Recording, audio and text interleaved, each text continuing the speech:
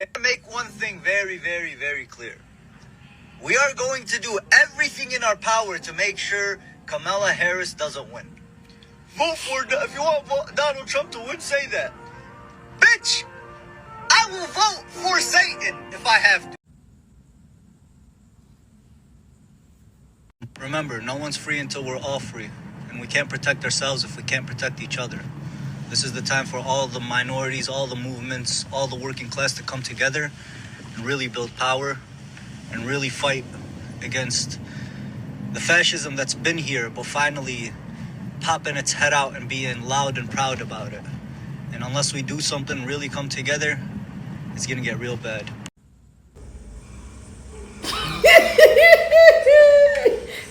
Oh my God, she's finishing me these days with the walking away. The way she is so done with other people complaining about the decisions that they made of voting for Trump, it sends me away. But you know what's funny, ladies and gentlemen? First things first, hi, welcome to my channel. My name is Natskuna Esther. If you're new here, hi, welcome. 15,000 of you. I love you guys. Thank you for the support. I really do appreciate it. But so people literally, I've seen so many videos of Arabic people saying, we will not endorse, when they were saying, we will not endorse Kamala Harris because she has failed to bring peace in the Gaza. Tell me why Donald Trump just announced, ladies and gentlemen, he wants Palestinians off their land because he wants the Gaza Strip. Palestinians, they should find somewhere to go.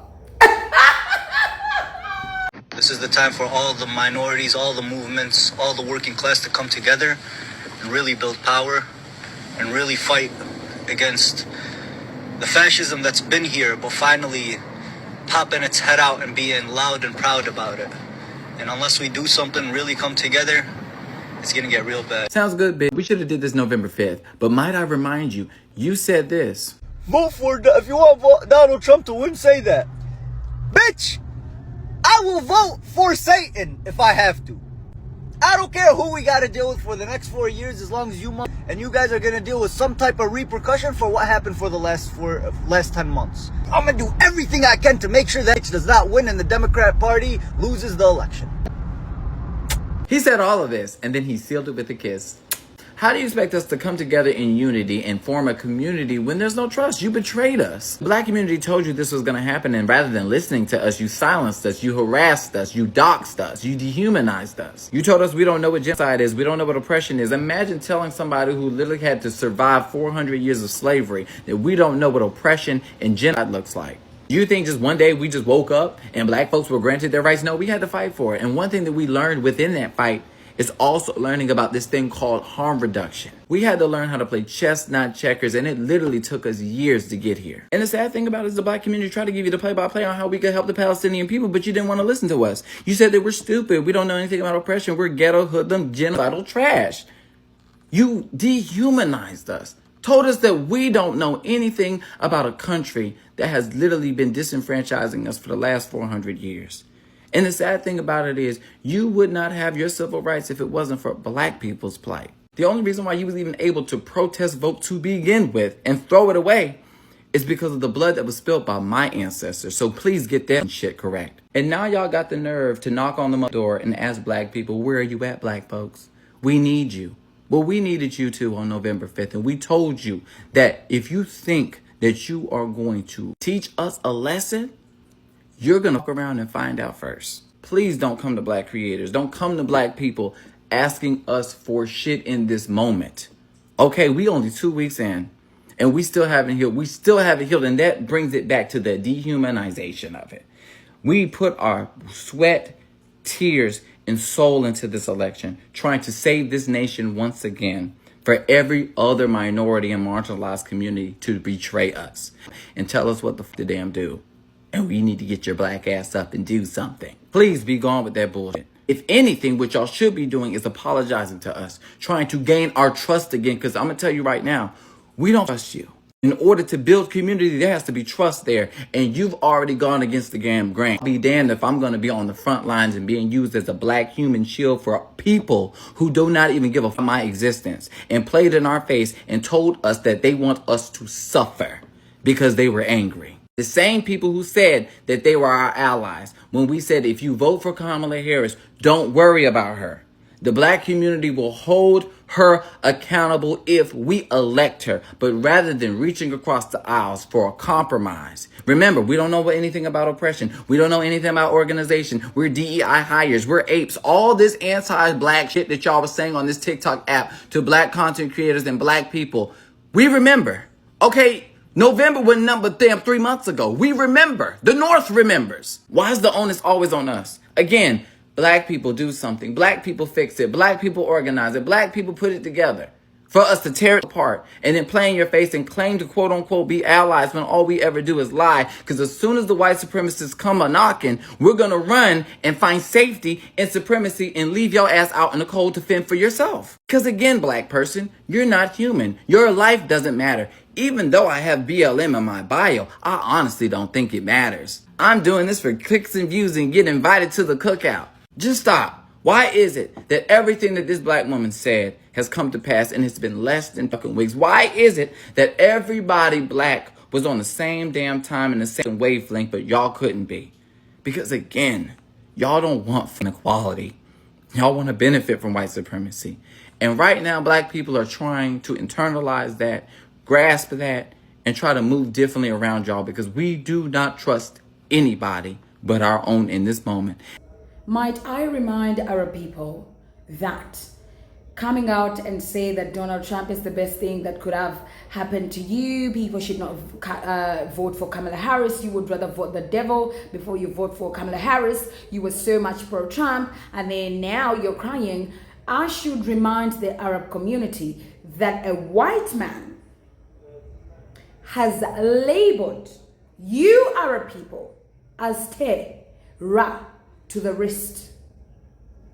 If you think I'm lying, go watch every movie made at least 10 years ago and beyond back. The reason why I had a lot of hate towards Arab people is because every single day of my life on the news, American TV has told me that these people are dangerous. They are always in WAR. Until when I went to Dubai, even when I got an opportunity to go to Dubai, I didn't want to go there because in my mind, it's because of the white TV, the white media has fed me that these people are the worst on planet Earth. Y'all let me know in the comment section if I'm lying. The same white man who has created this entire propaganda about Arab people being terrorists is the same white man that y'all are fighting for? Wow, times changing, dude. I don't know where I heard it, but looks like people of color really forgive quickly and forget. Remember, no one's free until we're all free. And we can't protect ourselves if we can't protect each other.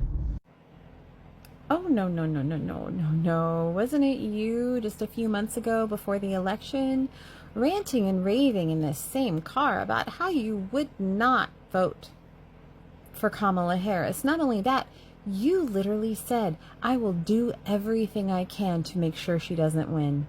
We support Donald J. Trump for his commitment to promoting family values and protected our children's well-being, especially when it comes to curriculums and schools. This clip has sparked a range of mixed reactions. A group of Muslim leaders in Michigan publicly have endorsed Donald Trump for US president. This follows Arab Americans and Muslim communities' frustration with President Joe Biden's Gaza policy and their support for Israel, hoping a presidency under Mr. Trump would be different. The Muslim leaders' endorsement was a move many online users found surprising. Some of their reactions included, "They are a sellout and they are not our leaders." Some also said they forgot he imposed a ban on Muslim countries, referring to the former president's Muslim travel ban on countries including Yemen, Sudan, and Iran, among others. Last year, he also pledged in an Iowa speech to expand his ban and prevent Gaza refugees from entering the US if re-elected. And while many disapprove of his endorsement, others expressed support, saying this is powerful and Kamala has officially lost the Muslim communities. I came home the day I met Trump, and I gave my son a MAGA hat, and I said, I guess we're there.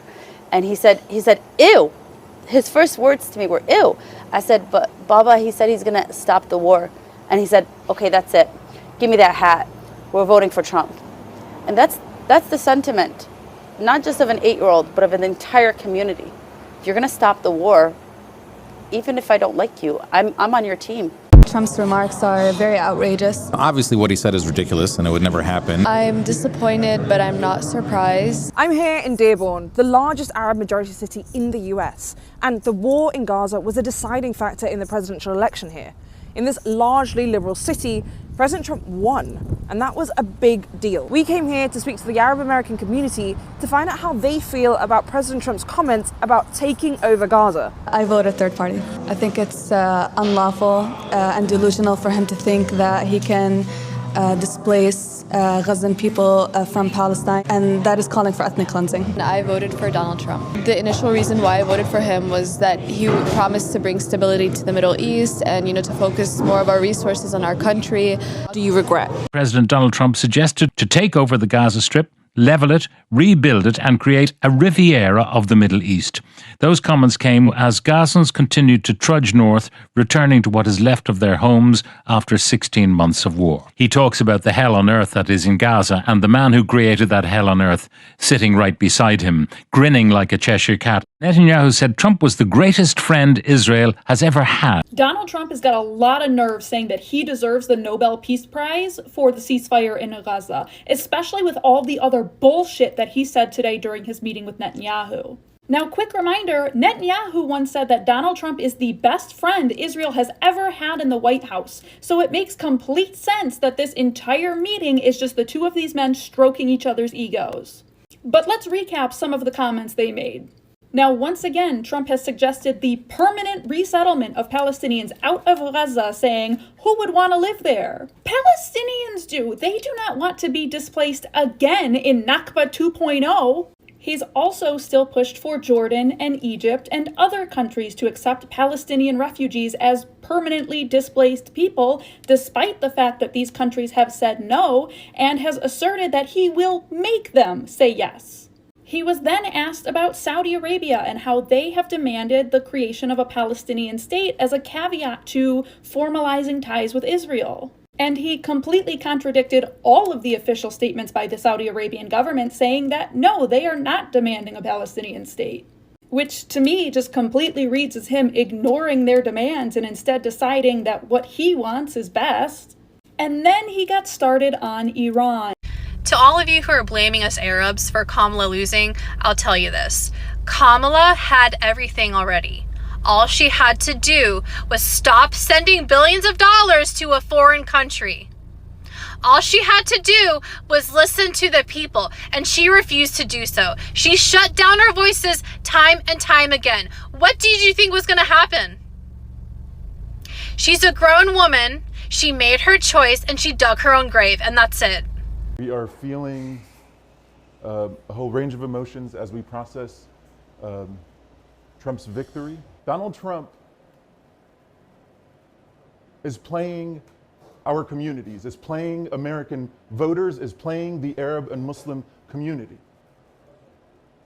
And it is failed democratic leadership that is allowing him to do that. I mean, the folks who voted for Trump are not theoretical to me. The folks who voted for Trump are my cousins, my friends, people who were tasked with a very difficult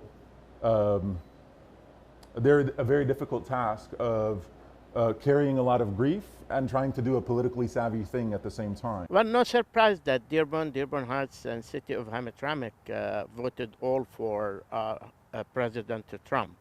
I think that there were a clear indication that this community was truly upset, angry, at the Biden-Harris administration. Talk about jumping from the frying pan into the fire itself. Oh, Kamala is not doing nothing. We as the Arab community, we don't like her. She's not doing nothing for us. She must bring up peace in the Gaza, the Gaza Strip. Oh my God, da da da da. Yeah. She is literally failing to take away the American military there. Oh my God. Trump just came and said, you know what? I actually want the Gaza Strip for myself.